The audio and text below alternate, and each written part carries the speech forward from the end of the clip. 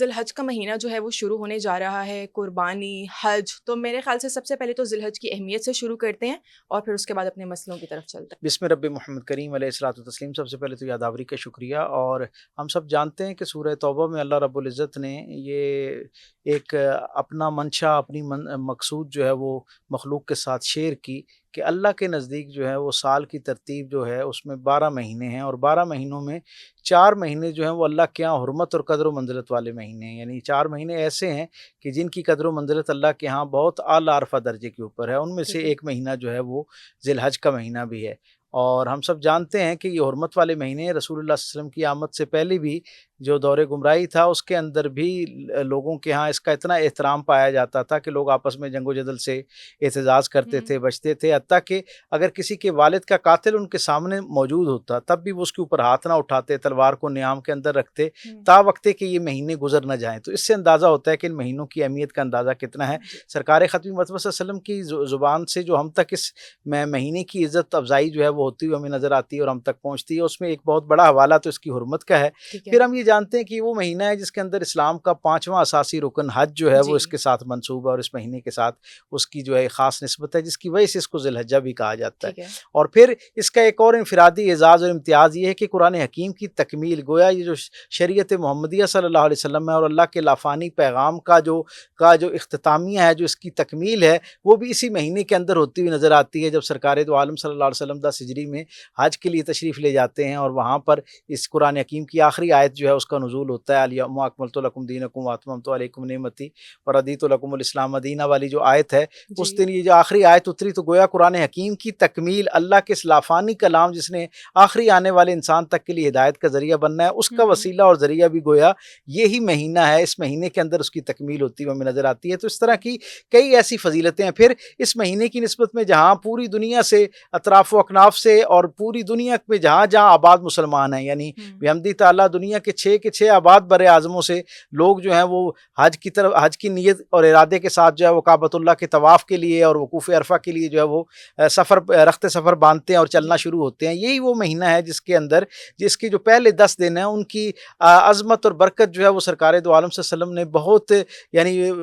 واضح الفاظ کے ساتھ بیان فرمائی ہے۔ رسول اللہ صلی اللہ علیہ وسلم فرماتے ہیں کہ ان 10 دنوں میں کی جانے والی عبادت، یعنی یکم ذی الحجہ سے لے کر 10 ذی الحج تک کی جو 10 دن ہے، جو ایک عشرہ ہے، اس کی جانے والی عبادت کا اجر جو اللہ کے ہاں قدر و منزلت رکھتا ہے، وہ پورے سال میں کسی دن کی عبادت اس درجے کا اجر اور عظمت جو ہے وہ اللہ کی نگاہ میں نہیں رکھتی ہے۔ اور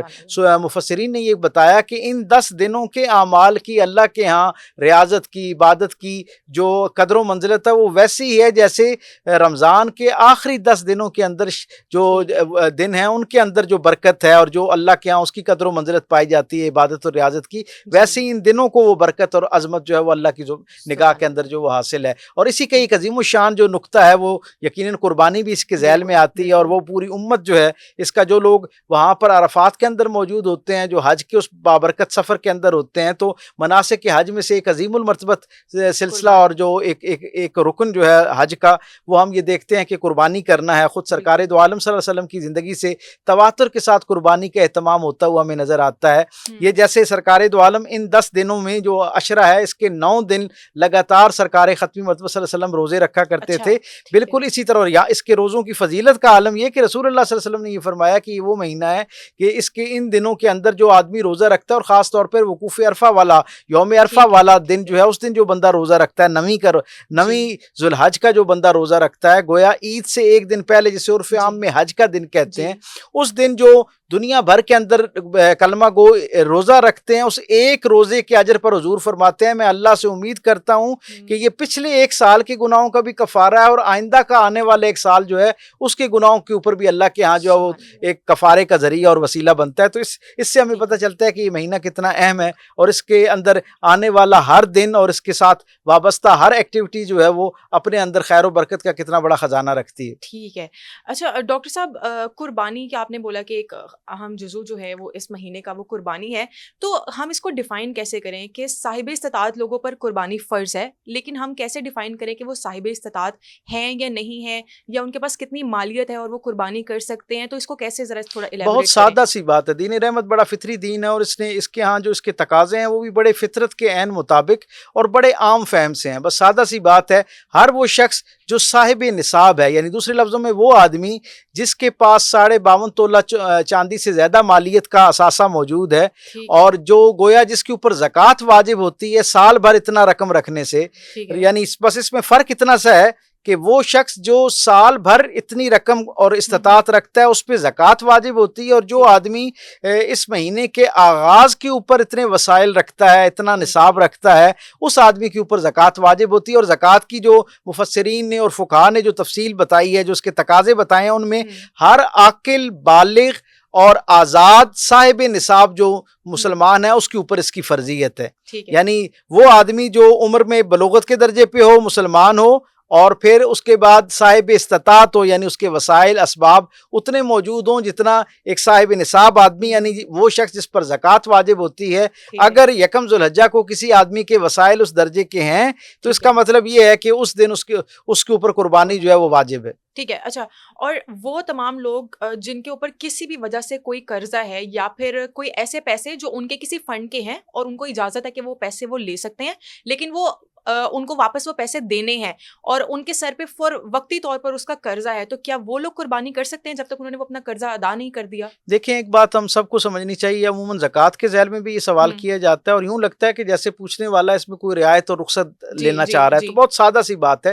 پوری دیانتداری کے ساتھ اپنے قلب کی آواز پر جو ہے وہ لبیک کہیں. پوری دیانتداری کے ساتھ یہ دیکھیں کہ دنیا کو تو آپ کسی انداز میں بھی قائل کر سکتے ہیں، کوئی دلیل دے سکتے ہیں، اللہ کی نگاہ سے تو آپ کا کوئی معاملہ پوشیدہ نہیں ہو سکتا. بڑی سادہ سی بات ہے کہ اگر قرض بھی ہے اور وہ اس انداز میں ہے، جیسے عمومی طور پر تجارت میں اس طرح کا معاملہ ہوتا ہے کہ ایک آدمی نے ایک مارکیٹ میں لاکھوں روپیہ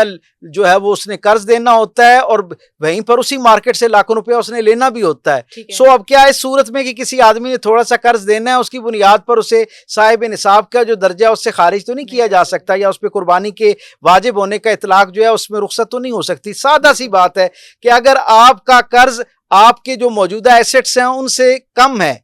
یعنی آپ اپنے ایسٹ سے اگر کسی وقت ہنگامی بنیادوں پہ آپ کو وہ قرض لوٹانا پڑے تو آپ اپنے بیسک ایسٹ سے وہ قرض جو ہے وہ اتار سکتے ہیں. تو اس کا مطلب یہ ہے کہ آپ صاحب نصاب ہیں، اور یہ عارضی قرض ہے، اس کے اوپر وہ حکم نازل نہیں ہوگا، وہ جاری نہیں ہوگا جو عمومی طور پر مقروض آدمی کے لیے رخصت نکلتی ہے. اس لیے اگر کسی آدمی کے پاس قرض ہونے کے باوجود اتنا وسائل موجود ہیں کہ قرض اتارنے کے بعد وہ صاحب نصاب رہتا ہے، تو پھر اسے قربانی دینا ہوگی. اس کے لیے دین اسلام میں یہی حکم ہے.